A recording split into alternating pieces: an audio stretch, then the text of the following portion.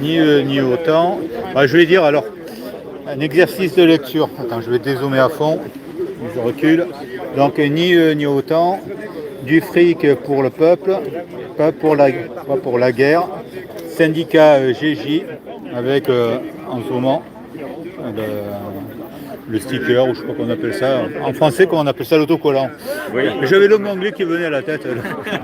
L'autocollant, ouais. L'autocollant, ouais. Et ouais, syndicat Gilets jaunes. Alors tu occupes quel poste toi dans le syndicat Gilets jaunes? Un syndicaliste Ah, moi, déjà je suis à la retraite, bon. Mais j'ai fait toute ma carrière professionnelle syndiqué CGT. Tu les as quittés alors finalement? Non, non, je ne les ai pas quittés.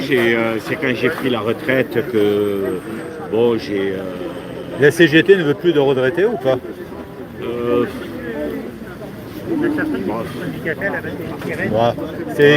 Disons, ils sont moins intéressés par les retraités, quoi. Oui, oh,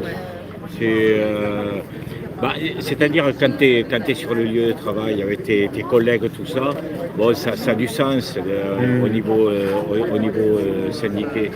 Mais moi, j'ai toujours été CGT, mais je peux quand même dire que j'ai jamais été dans la ligne. Bon, quand j'étais dans la métallurgie, j'étais délégué du personnel. Ensuite, à la SNCF, j'étais délégué syndical. Voilà. Mais enfin, bon, Ouais, c'est vrai que le délégué, c'est le niveau le plus haut, disons, par rapport à... C'était le CE à l'époque. Oui, c'était le CE. Après, c'est devenu CSE, ça a un peu changé. Quoi, c'est ça, ouais. Mais enfin, comment dire, je me suis toujours pris de bec avec les chefs, les bureaucrates, disons. Non, parce que à la CGT, il faut. Il y a du bureaucrate, quoi. C'est des durs de durs. Il faut se les fader. Ça, c'est vrai. Et est-ce qu'ils s'entendent bien avec les patrons à la CGT? Avec les patrons, en théorie, non. Mais je pense que à Montreuil, à la CGT de Montreuil, je pense que sans vouloir trop médire, je pense que les vrais chefs passent plus de temps dans les couloirs ministériels que sur le terrain avec nous. C'était non, puis bon, moi je vois la grève de 95 par exemple qu'on a fait donc à la SNCF, la grève de 95. Bon, nous on a repris avec la CGT qui gueulait partout, on a gagné. En fait, c'est vrai qu'au niveau SNCF, on a fait retirer le plan d'entreprise de l'époque. Ça c'est vrai. Mais sur le plan national, le plan Juppé, contre lequel on se battait, est resté en place en 95. Mais le pire, c'est qu'on est sorti de 95. Il y avait les élections professionnelles. La CGT, on peut dire, jamais il y avait eu autant de participation. Je crois qu'on a atteint aux élections 70 ou 75% de participation, et la CGT avait dû recueillir dans les 80% de voix. C'était du jamais vu. Pour sortir de la grève de 95. Comment on peut s'expliquer que quelques mois à peine après la grève de 95, alors qu'on avait un rapport de force fantastique, tu as les ministres communistes, Guesso, qui arrivent au pouvoir, et qu'est-ce qui nous sort là-dedans? Il faut dégonfler. RFF. Et aussi, il faut dégonfler le mammouth, Guesso. Oui, c'est ça. Oui. Et RFF, c'est quoi alors?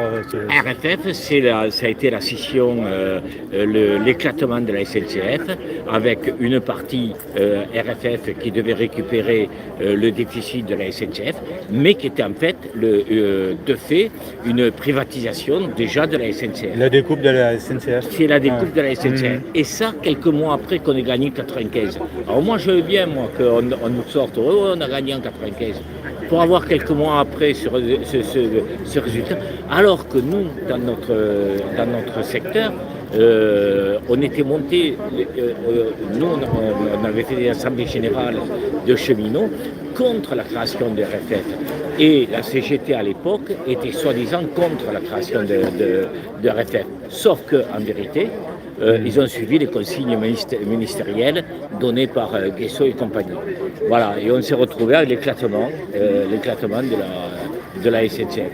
Ça a été le premier éclatement de la SNCF sous directive européenne. C'est les directives, ils ont suivi les directives. Alors c'est pour ça que bon, gueuler, on a gagné,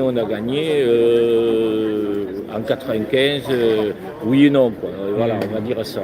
Mais enfin, ça fait dur pour nous, hein, quand même, parce qu'on s'était battu pendant un mois là-dedans pour arriver quelques mois après à ce résultat. C'est vrai qu'aussi, ce qui n'est pas trop à l'honneur des syndicats, et notamment je pense de la CGT, c'était à l'époque où les infirmières étaient obligées de se vacciner pour pouvoir travailler. Ah oui, mais ça c'est bien après. Ouais. Là tu parles déjà de... Ah oui, mais là, la CGT avait déjà fait pas mal de progrès dans la compromission avec le gouvernement. Ce qui fait que quand le Covid est arrivé, quand il y a eu le pass sanitaire et tout le merdier, les mecs de la CGT, ils étaient déjà au sommet, ils étaient déjà bien dans les normes. Toi, tu es dans le syndicat des Gilets jaunes depuis le début? Non. Parce que là, tu aurais pu avoir, disons, la CGT qui attaquait le syndicat des Gilets jaunes à l'époque. Ouais. Je suis au courant. Tu as échappé à ça, alors? Oui. Et oui, là, ils ont gagné d'ailleurs, le syndicat Gilets jaunes. Mais ils n'avaient pas que la CGT sur le dos, ils avaient toutes les fédérations. Oui, je sais, oui. Ouais. Ils sont partis, non? Ah ouais, ils sont sur le point de partir. Ouais. Non, mais tu te rends compte, comme truc, mais c'est un truc de malade.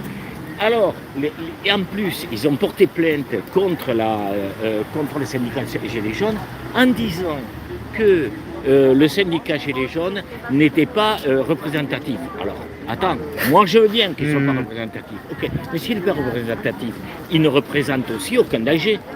Pourquoi dans ces conditions lui faire un procès à toutes les fédérations contre lui? Pourquoi ils n'ont pas dit simplement parce qu'ils ne mangent pas la gamelle? Voilà, ils auraient dû dire, ouais, mais ça aurait peut-être pas passé encore un peu moins ça.